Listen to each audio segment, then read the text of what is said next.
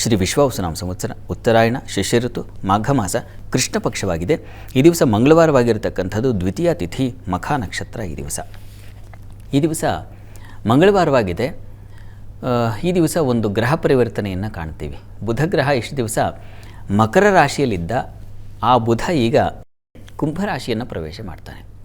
ಕುಂಭರಾಶಿ ಬುಧನಿಗೆ ನೀಚಾಭಿಲಾಷಿ ರಾಶಿ. ಅಂದರೆ ಬುಧನ ನೀಚ ಸ್ಥಾನ ಯಾವುದಪ್ಪ ಅಂತಂದರೆ ಅದು ಮೀನರಾಶಿ. ಮೀನರಾಶಿಯ ಹಿಂದಿನ ರಾಶಿಯಾಗಿರತಕ್ಕಂಥ ಕುಂಭಕ್ಕೆ ಬುಧ ಹೋದರೆ ಬುಧನಿಗೆ ಬಲ ಸ್ವಲ್ಪ ಕಡಿಮೆಯಾಗುತ್ತೆ. ನೀಚಾಭಿಲಾಷಿತ್ವ ಅಂತ ಕರೀತಾರೆ ಅದನ್ನು. ಅಂದರೆ ನೀಚ ರಾಶಿಯ ಕಡೆಗೆ ಮುಖ ಮಾಡ್ತಾ ಆ ಪ್ರಯಾಣವೇ ಹಾಗೆ. ನಾವು ಯಾವುದಾದ್ರೂ ದೇವಸ್ಥಾನದ ಕಡೆಗೆ ಹೊರಟಿರ್ತೀವಿ ಅಂದ್ಕೊಳ್ಳಿ, ಅಲ್ಲಿ ಹತ್ತಿರ ಹೋಗ್ತಿದ್ದಾಗೇ ಒಂದು ರೀತಿಯ ತಿರುಪತಿ ತಿಮ್ಮಪ್ಪನ ದೇವಸ್ಥಾನಕ್ಕೆ ಹೊರಟವರಿಗೆ ಗೊತ್ತಾಗೋದಿದೆ. ಹತ್ತತ್ರಕ್ಕೆ ಹೋಗ್ತಾ ಇದ್ದ ಹಾಗೇ ಆ ವೈಬ್ರೇಷನ್ ಅಂತೀವಲ್ಲ, ಏನೋ ಇಲ್ಲಿ ಬಂದ ತಕ್ಷಣ ಹಾಗಾಯಿತು ಅಂತ. ಹಾಗೆ ನೀಚ ಸ್ಥಾನಕ್ಕೆ ಹೋದ ಕೂಡಲೇ ಕೆಟ್ಟವ್ರ ಮನೆಗೋ ಇನ್ನೇನೋ ದುಷ್ಟರ ದುರುಳರ ಮನೆಗೆ ಹೋಗಿರ್ತೀವಲ್ಲ, ಆ ಹೋಗ್ತಿದ್ದ ಹಾಗೆ ಆ ನೆಗೆಟಿವ್ ವೈಬ್ರೇಷನ್ ನೋಡಿ ಬರ್ತಿದ್ದ ಹಾಗೇ ಶುರುವಾಗುತ್ತೆ ಅಂತ ಬೈಕೊಳ್ಳಲ್ವ. ಆ ಥರ ಬುಧನಿಗೆ ಈಗ ಆ ವೈಬ್ರೇಷನ್ ಹಾಗೆ ಬೇರೆ ರಾಹು ಬೇರೆ ಬಂದು ಕೂತ್ಬಿಟ್ಟಿದ್ದಾನಲ್ಲ ಈಗ ಆಲ್ರೆಡಿ. ಹೀಗಾಗಿ ರಾಹು ಜೊತೆಗೆ ಬುಧ ಸೇರಿದ್ರೆ ಪಾಪ ಬುಧ ಸ್ಥೈರ್ಯುತಃ ಅಂತ ಒಂದು ಮಾತು ಬೇರೆ ಇದೆ. ಬುಧ ಪಾಪಗ್ರಹಗಳ ಜೊತೆ ಸೇರಿದರೆ ಅವನು ಪಾಪಿ ಆಗಿಬಿಡ್ತಾನೆ ಅಂತ. ಹೀಗಾಗಿ ಬುಧ ಆಲೋಚನಾ ಗ್ರಹ, ಬುದ್ಧಿ ಬಲದ ಗ್ರಹ. ಅವನಿಗೆ ಚತುರಮತಿ ಅವನು. ಹೀಗಾಗಿ ಅಂಥವನ ಜೊತೆಗೆ ಒಬ್ಬ ಕೇಡಿ ಸೇರಿಬಿಟ್ರೆ ಏನಾಗುತ್ತೆ, ಅಲ್ಲಿ ವೈಟ್ ಕಾಲರ್ ಜಾಬ್ ಅಂತಾರಲ್ಲ, ಮಾಡೋದೆಲ್ಲ ಏನು ಅಯೋಗ್ಯ ಅನಾರಿಗೆ ಕೆಲಸಗಳೇ, ಆದರೆ ಅವರು ಕಾಣಲಿಕ್ಕೆ ಮಾತ್ರ ಬಹಳ ಚೆನ್ನಾಗಿರ್ತಾರೆ ಅಂತ. ಆ ರೀತಿಯಲ್ಲಿ ಕೆಲಸ ಅಂದರೆ ಅಂಥ ಒಂದು ಸಂದರ್ಭಗಳನ್ನ ಕ್ರಿಯೇಟ್ ಮಾಡಿಬಿಡ್ತಾರೆ ಈ ಗ್ರಹಗಳು. ಹೀಗಾಗಿ ನಮಗೆ ಬುದ್ಧಿಯನ್ನು ಮತ್ತೆ ಪರಿಶೀಲಿಸ್ಕೊಳ್ತಾ ಇರಬೇಕು. ಸರಿನಾ ತಪ್ಪ ನೋಡ್ಕೊಂಡು ದೊಡ್ಡವರ ಸಲಹೆ ತಗೊಂಡು ಮನಸ್ಸಿಗೆ ಬುದ್ಧಿಗೆ ಕಡಿವಾಣ ಹಾಕುವ ಸಂದರ್ಭ ಈಗ ಎದುರಾಗಿದೆ.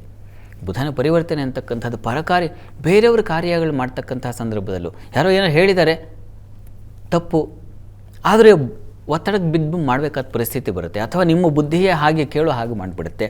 ಹೀಗೆ ಬುಧನ ಈ ಕುಂಭರಾಶಿಯ ಪ್ರವೇಶ ಅಂತಕ್ಕಂಥದ್ದು ಹಲವು ಬಗೆಗಳಲ್ಲಿ ನಮ್ಮ ಬುದ್ಧಿಗೆಡಿಸುತ್ತೆ. ಕಾರಣ ಅಲ್ಲಿ ರಾಹು ಇದ್ದಾನೆ. ಸುಮ್ಮನೆ ಬುಧ ಹೋಗಿದ್ದರೆ ಏನೋ ಪರವಾಗಿಲ್ಲ, ಮಾರ್ಗದರ್ಶನ ಮಾಡಿ, ಯಾಕೆಂದರೆ ಗುರು ದೃಷ್ಟಿಯೂ ಇದೆಯಲ್ಲ. ಹೀಗಾಗಿ ಗುರು ದೃಷ್ಟಿ ಇದೆಯಪ್ಪ, ಯಾರೋ ಗುರು ಹಿರಿಯರು ಹೇಳಿದ್ರೆ ಸಲಹೆ ತೊಗೊಂಡು ಸರಿ ಹೋಗಿಬಿಡುತ್ತೆ ಅಂತ. ಆದರೆ ರಾಹು ಬಿಡಲ್ವಲ್ಲ. ಹೀಗಾಗಿ ಅವನು ಕ್ಷುದ್ರಗ್ರಹ.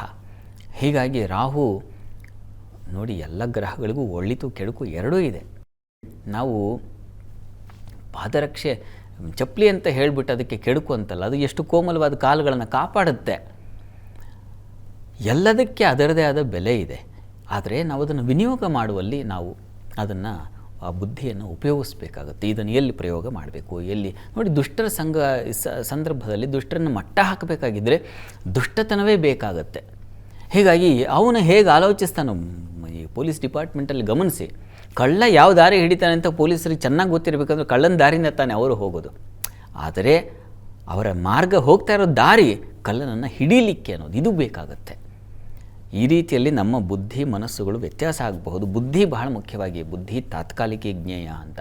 ಅಂದರೆ ಆ ಕ್ಷಣಕ್ಕೆ ಆ ವರ್ತನೆ ಮಾಡಿಬಿಡ್ತೀವಿ, ಹಾಗೆ ಆಮೇಲೆ ಪಶ್ಚಾತ್ತಾಪ ಪಡ್ತೀವಿ, ಅಯ್ಯೋ ಆ ಕ್ಷಣ ನನ್ನ ಬುದ್ಧಿ ಎಲ್ಲೋಗಿತ್ತೋ ಅಂತ ಅಂದ್ಕೊಳ್ತೀವಿ. ಹಾಗಾಗ್ಬಿಡುತ್ತೆ. ರಾಹು ಜೊತೆಗೆ ಸೇರಿದ ಬುಧ ಹೀಗೆ ಮಾಡಿಬಿಡ್ತಾನೆ. ಹೀಗಾಗಿ ಈ ದಿವಸ ಯಾಕೆ ಇಷ್ಟು ವಿಸ್ತಾರವಾಗಿ ಹೇಳ್ತಾ ಇದ್ದೀನಿ ಅಂತಂದರೆ, ನಿಮ್ಮ ಜಾಣ್ಮೆ ವ್ಯರ್ಥ ಆಗಿಬಿಡಬಾರ್ದು. ನೀವು ಪಟ್ಟ ಪರಿಶ್ರಮ, ಮತ್ತೊಂದು ಎಕ್ಸಾಮ್ಸಿನ ಸಮಯ ಬರ್ತಾ ಇದೆ. ಈ ಸಂದರ್ಭದಲ್ಲಿ ಯಾವುದೋ ಒಂದು ವ್ಯಸನಕ್ಕೆ ತುತ್ತಾಗಿಬಿಟ್ರೆ, ಮೊಬೈಲು ಮಗದೊಂದು ಅಂತ ಹೇಳಿ ಅದರಲ್ಲಿ ಈಗ ಆಲ್ರೆಡಿ ಆಕರ್ಷಿತರಾಗಿ ಅರ್ಧ ಅನರ್ಥ ಆಗಿಬಿಟ್ಟಿದೆ.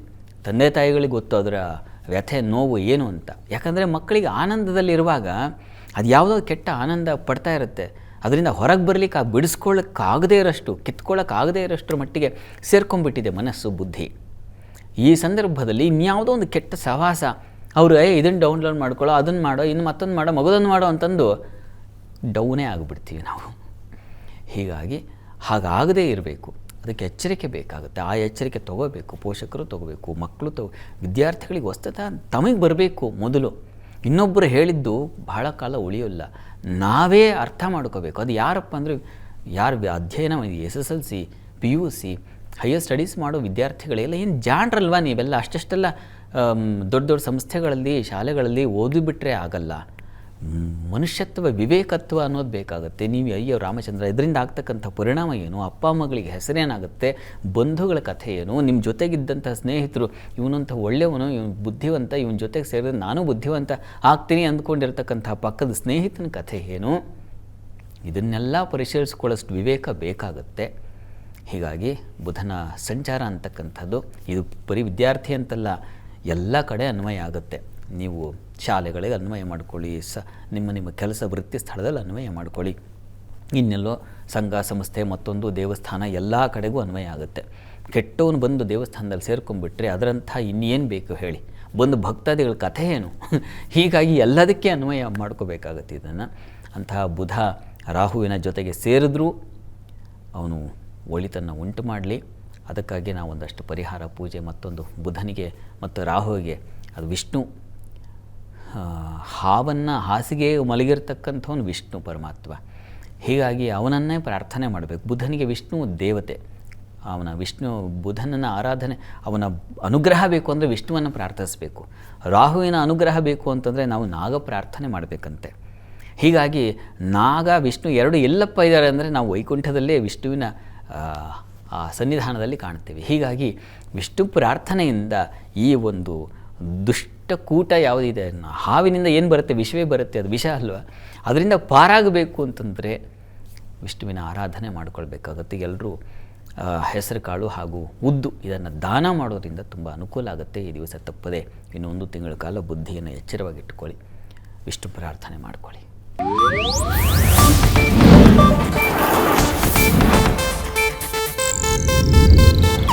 ಇದು ಏಷ್ಯಾನೆಟ್ ನ್ಯೂಸ್ ನೆಟ್ವರ್ಕ್ ಪ್ರಸ್ತುತಿ.